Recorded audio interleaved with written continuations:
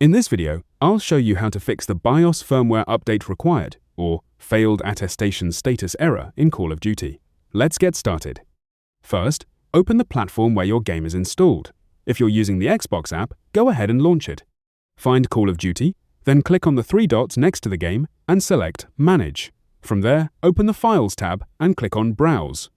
Once the game folder opens, navigate to the Call of Duty folder, then open the Content folder.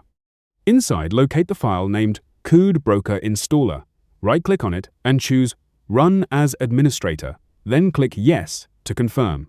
After the process is complete, launch the game and check if the error has been fixed.